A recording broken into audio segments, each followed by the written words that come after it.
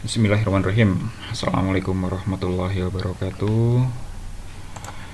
Eh, Kali ini saya mau sedikit ngajak teman-teman buat melihat apa itu FBK atau Field Book ya.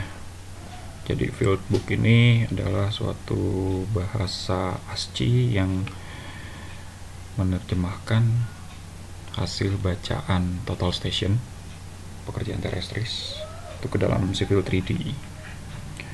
Oke, pertama coba kita lihat dulu datanya seperti apa. Ini berantakan ini file saya. Ada di FBK. Ini dia.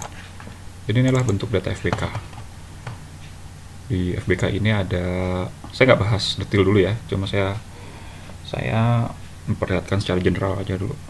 Jadi di FBK ini ada titik referensi, kemudian station, backside, azimuth, tinggi alat, tinggi prisma, bacaan biasa, bacaan luar biasa, kode, semuanya terrecord di sini ya.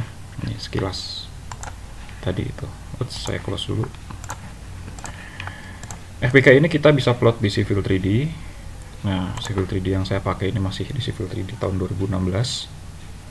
Jujur saja karena kalau saya pasang yang baru yang 2021 itu laptop sayanya yang nggak kuat. Ya. Jadi ini saya masih pakai Civil 3D 2016. Oke. Field Book ini kita bisa plot. Jadi kalau kita buka Civil 3D itu seperti ini ya tampilannya. Nah, kita bisa plot data itu jika kita masuk ke tab survei. Jadi ini tabnya ada perspektor, setting, survei, toolbox. Nah, itu kita bisa buat atau kita jalankan FBK itu di survei. Dan sebelumnya kita harus buat database dulu. Nah, ini saya sudah buat podcast FBK. Satu hal yang harus diperhatikan adalah di survei database ini yang kita buat harus kita setting dulu zonanya ya. Zonanya kita setting. Kalau koordinat lokal, hati-hati di sini akan satuannya jadi feet atau inch. Jadi harus kita perhatikan.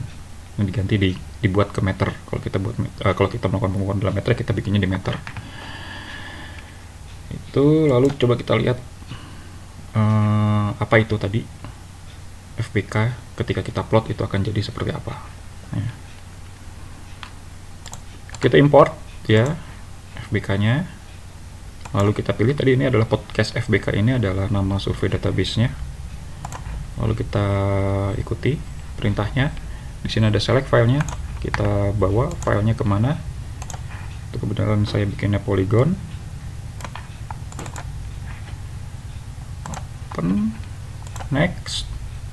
Kemudian dia pasti nanya network, kita bikin aja apapun terserah ya. Jadi kalau misalkan ini berguna buat teman-teman engineer, geodetik engineer, kalau misalkan poligonnya lebih dari satu ya, network, jadi dalam bentuk network gitu, jaring. Nah, kita bisa tandakan sesuai rencana kita ya. Kita ikut next, kita cek semua data. Oke, ketika saya pencet finish, ketika saya klik finish ini, maka Fieldbook akan diplot oleh Civil 3D. Kita lihat. Nah, itu tadi. Di prosesnya dia langsung baca dan terbentuklah poligon ya. Jadi kalau kita lihat di sini poligonnya itu adalah titik referensinya itu yang segitiga warna hijau ini, dua ini. Yang lainnya ini adalah titik-titik poligon. Nah, kok titiknya nggak ada ya, kita tinggal tarik aja di sini survei pointnya. Oke, kita rubah dia. Oke, sorry, saya rubah dulu supaya bisa kelihatan.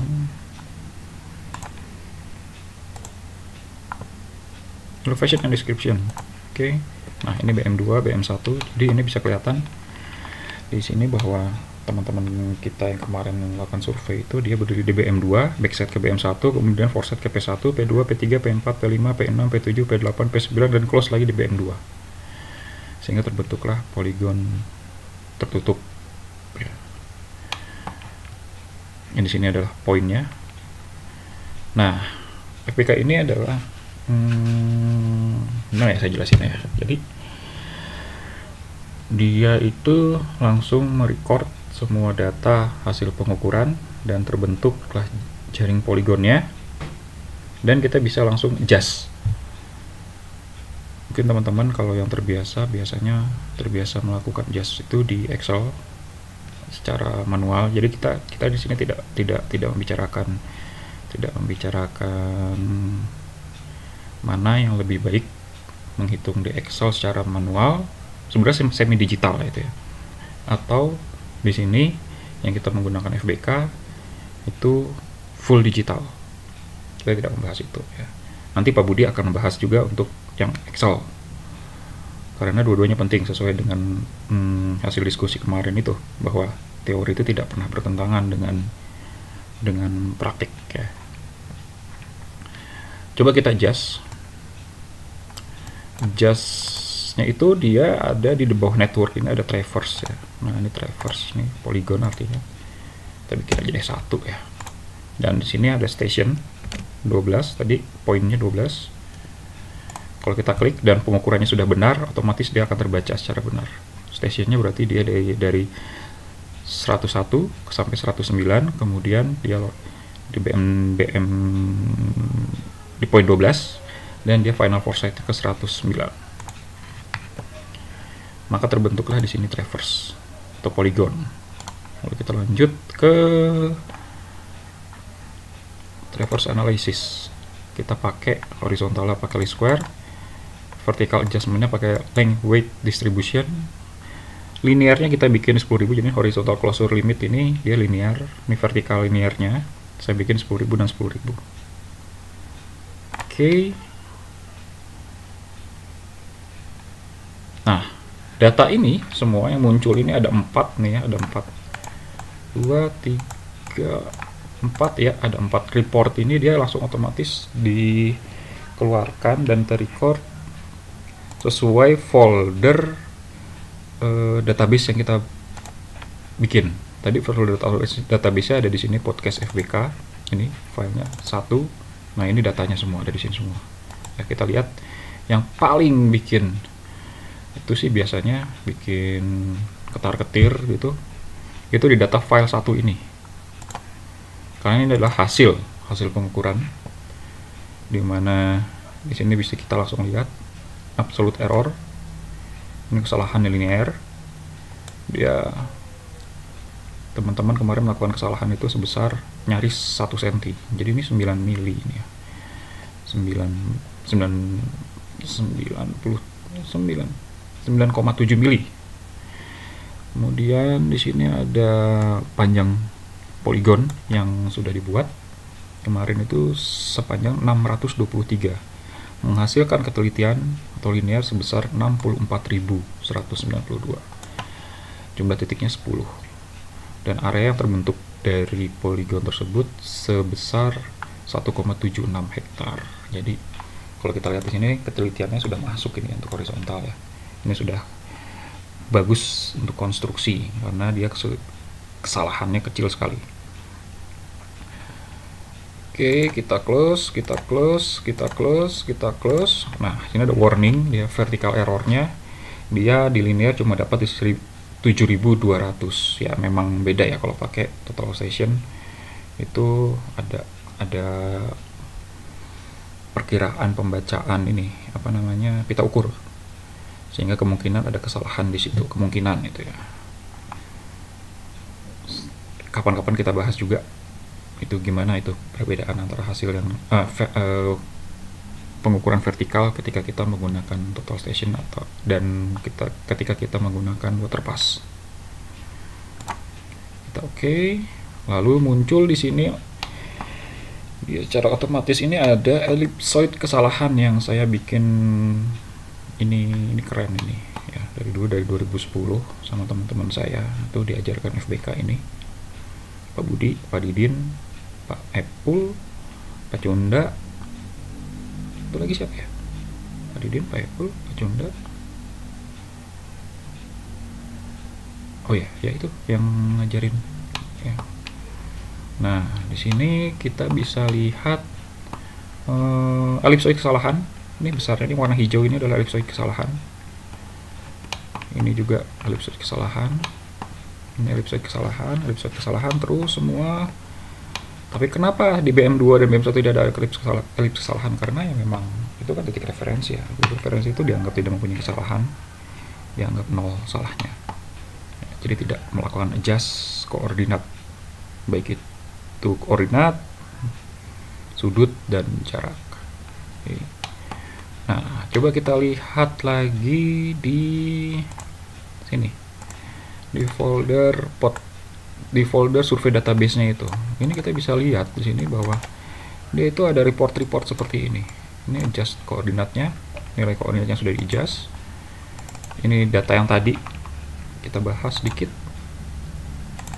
Ini data pendekatan, koordinat pendekatan. Ini juga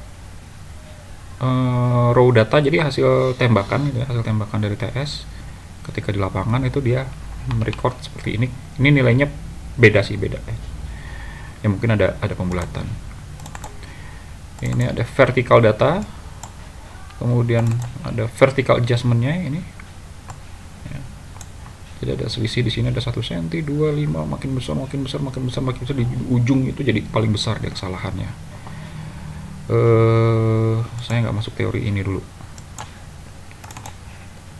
Dan di sini ada list square input file yang memberikan hingga ke standar error, distance error. Ini bagus sekali buat teman-teman yang S1 untuk menganalisis ya. Kalau dulu saya dapat uji statistik dan hitung perataan. Ini saya ingin merefresh lagi ini sebenarnya. Ini tuh apa ini tuh ya? Itu bagaimana, apa pengaruhnya? Selanjutnya ini ada hasil observasi ya. Hasil observasinya jadi ada bacaan backside foresight dan bacaan jarak semua terbaca di sini, dibuat tabel. Nah, intinya adalah si FBK ini dia bisa memberikan kebutuhan informasi yang dibutuhkan untuk sebuah kerangka kontrol. Ini bagus banget buat di review lagi ya. Nanti saya dengan Pak Budi coba untuk mereview lebih tuntas lagi kepada narasumber yang berkompeten. Itu artinya apa ya. Karena terus terang udah lama banget ya. Yang jelas di kuliah dulu pasti dapat, untuk yang di geodesi pasti dapat. Demikian sedikit share dari saya. Mungkin kalau ada yang sudah pernah melakukan metode ini, boleh share, boleh komen. Nanti kami kontak ya, kita berdiskusi lebih lanjut apa saja kelebihan dan kekurangan dari fieldbook ini. Terima kasih. Wassalamualaikum warahmatullahi wabarakatuh.